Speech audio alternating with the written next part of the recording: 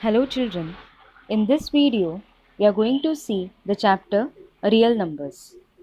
We'll be having the introduction of real numbers, Euclid's division lemma and fundamental theorem of arithmetic. So, the figure states that real numbers is the collection of rational numbers and irrational. Both are separated sets.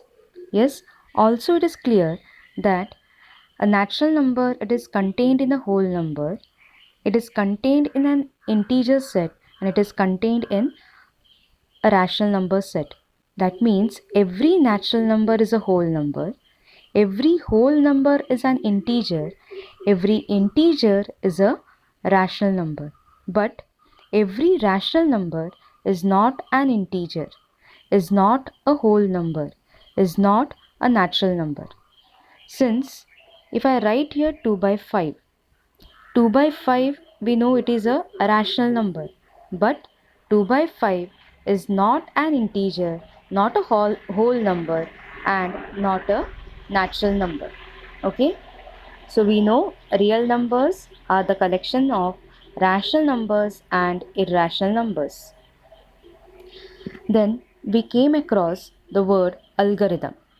Algorithm is a series of well-defined steps which gives a procedure for solving the problems. For example, if we want to make a tea, if I want to tell you to make a tea, that means I'll be telling some steps, and that steps you are going to follow to make a tea. That means a well-defined steps, it gives the procedure for making the tea. So that well-defined steps are called as algorithm. Then we came across the word, it was lemma, that was totally new for you. So the lemma is nothing but it is a proven statement used for proving another statement. As we all know that sun rises in the east, that is already proved. So that is a lemma. So lemma is a proven statement for proving another statement. Now we'll see Euclid's division lemma. It states that for any two positive integers a and b, we can find two whole numbers q and r such that a is equal to bq plus r and 0 is less than or equal to r is less than b. It should be less than or equal to. This it should be written. Okay? That means we had already seen in the lower classes that dividend is equal to divisor, what it was, into quotient plus the remainder. Okay, the same thing is expressed here. My a is the dividend, b is the divisor, q is the quotient, and r is the remainder. Clear? That is what is called as a Euclid's division lemma. Next, using Euclid's division lemma, we can find HCF of any two positive integer. Now we'll see how we can do it. Now we are going to find HCF of 520 and 140. First step is to check which number is greater. Here 520 is greater than 140. So A has to be 520 and B has to be 140. Next, what we should do is 520 should be divided by 140. So I'll be getting 140 into 3, it is 420, and I'll get a remainder as 100 less than the divisor. Yes, so I can express 520 as 140 into 3 plus 100. But the remainder I have got is not equal to 0. So what should I do? Since it is not equal to 0, I have to repeat again the Euclid's lemma. I have to repeat Euclid's lemma for 140 and 100. Okay. So next step, I'll be having my A as 140 and I'll be having my b as 100. As usual, divide 140 by 100 and you will have it as 140 is expressed as 100 into 1 plus 40. Again, 40 is not equal to 0. So next, again repeat the same procedure by taking a as 100 and b as 40. You have to continue this till you get the remainder 0. So the next I'll be getting as 100 is 40 into 2 plus 20. Again 20 not equal to 0. So what to do? Again apply the Euclid's lemma by taking a as 40 and b as 20. So I'll get here 40 is 20 into 2 plus 0. Now see what is the remainder? Remainder is 0 itself. So stop the process. Okay, so when the remainder comes 0, stop the process. And see what is the divisor at this stage? My divisor is 20. So when you get the remainder as 0, the divisor becomes your HCF. So I can write HCF of 520 and 140, it is equal to 20. Now some of you will make a mistake while doing this. Since here it is written 20 into 2. Some of you, there is a chance to make a mistake by writing HCF as 2. Okay, so the easiest way to check the HCF is the previous remainder to the 0. Okay, this when I got 0, previous to that step, which was the remainder that you have to check. So the previous remainder is what? 20. So that will be my HCF.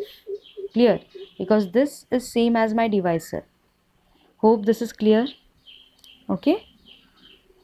So I can write HCF of 520 and 140 is 20. Now, the Euclid's division algorithm, it states that for given positive integers, we have to follow some following steps. Since it is an algorithm, we have to follow the steps. See what are the steps? Apply Euclid's division lemma to a and b so that to find whole numbers q and r such that you can express a as bq plus r, where 0 less than or equal to r less than b. Okay, this is the first step. Second step, if r is 0, then HCF of a and b is equal to b.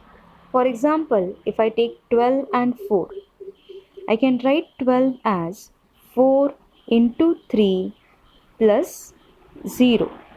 So what is my remainder? Remainder is 0. Then in that case, my divisor, that was my 4. So that will be the HCF. That is what is stated here. Then the divisor will be the HCF. Clear? If remainder is 0. But if remainder is not equal to 0, if the remainder is not equal to 0, then again what we should do is we have to apply the division lemma to b and r, to the divisor and to the remainder. Okay, and continue the process till the remainder is 0. The divisor at this stage will be the HCF that we have already seen in the previous question. Okay, now we have proved that show that every positive odd integer is of the form 2q plus 1. We have proved many, but I have taken here just a one so that you can it will be a reminder for you. Okay, what the procedure we have done in proving the rest part. So I have taken this part to be proved. I have to prove that every positive odd integer is of the form 2q plus 1. So the first step to be done is take a, b, any positive odd integer. If it is written positive even integer, I have to take a as positive even integer. Clear? Then apply your Euclid's lemma and you can write it as a equal to bq plus r. That was your Euclid's lemma. What to do is, I have to write the form 2q plus 1. So I should take my divisor, that is b should be equal to 2. If I have here 3q plus something, I have to take my b as 3. Clear? So I can write a as 2q plus r. Then r is the remainder. So, and the remainder is always less than the divisor, or it may be equal to 0. So in this case, my divisor, it was 2. So possible values of remainder, it will be what? It may be 0 or it may be 1. These are the two possible values of r. So if r is equal to 0, I will get a as 2q. If r is equal to 1, I will get a as 2q plus 1. So substitute value of r in this. So when I substitute the value, in first case I got it is 2q. But can I say it is an even number? Since it is divisible by 2, I can say that in this case my a will be even. But what is given? A is odd integer. So this option won't be there. That means I have the only option that a should be of the form 2q plus 1. Clear? Thus I can say that any positive odd integer a can be of the form 2q plus 1. Hope this is clear? Yes? You might have remembered what we had done in the class. Now we are going to see the fundamental theorem of arithmetic. In the previous smaller classes, you have seen how to express a given number in product of primes. You have done something like this, 1950 if it is given. You are doing like this, 2, then 975 you will be writing here, again you will be dividing by 5 and so on. Yes, the same thing is written in this tree format. Okay, so in this we got the factors of 1950 as 2 into 5 into 5 into 3 into 13. That means I can see that this number is a composite number. Composite number means what?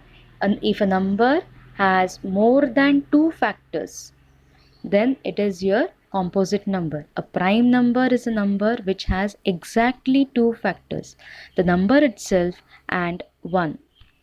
So the fundamental theorem of arithmetic states that every composite number can be expressed or factorized as product of primes. Clear? Now, the same number I have factorized in two different forms, because some of you may start with 2 or some of you may start with 5. That means I have expressed the number 1950 in two different forms. But check whether both are the same. Yes, 2 is expressed once, 5 expressed twice, 3 is expressed once, and 13 is expressed once. Yes, so both the numbers are same itself. Only the thing is what? Order has been changed. That no matter. Okay, so I can say that every composite number can be expressed as product of primes, no matter what will be the order. Now since here it is 2 raised to 2 is only multiplied once, we can write it as 2 raised to 1. 5 it is multiplied twice, so it can be written 5 raised to 2. 3 once, so 3 raised to 1. And 13 again 1, so 13 I can write as only once. Now consider these two numbers, 1950 and 2010. I have expressed it in product of primes. Okay. Now using this we can find the HCF and LCM. Using the prime factorization, it will be easier to find HCF and LCM. Now HCF was highest common factor. Okay. What we should do is, we have to check the common numbers. Here 2, 3 and 5 are the commons. Okay, 13 and 67 are not common, so nothing to do with HCF. Now for HCF, always consider the smallest power of the common factor. So here I have 2 raised to 1 is the smaller one, 3 raised to 1 again is the smallest among these two, and among 5 raised to 2 and 5 raised to 1 I have 5 raised to 1 as the common factor, smallest common factor. So if I take the product, I'll get the answer as 30. So HCF of these two numbers, it will be 30. Clear? You should take only the smallest common factor to find HCF. Now, we will find the LCM of these two numbers. For LCM, what you should do is, you have to take the highest powers of the common factors. Now, in this, 2 raised to 1 is the highest, so that I have written. 3 raised to 1, 3 raised to 1 is the highest. In this 2, 5 raised to 2 is the highest, so that should be written here. Also, I should write the uncommon factors. Only then I will get the LCM. So LCM I have got is 1,30,650. Hope this is clear. For LCM, take the highest power. For HCF, take the smallest power. Okay. So we got HCF is 30 and LCM is 1,30,650. Now, we'll see the relation. Can you find any relation here? See, the product of the two numbers, I got this, and product of LCM and HCF I have got. Yes. Do you find these two, are they same? Yes, they are. So, can we conclude that product of given numbers is always same as product of LCM and its HCF? Yes. So we can state it as product of two positive integers a and b is equal to product of HCF and LCM. So a into b is equal to HCF of AB into LCM of AB. Hope this section is clear to you. Okay, thank you. We'll be having the next video.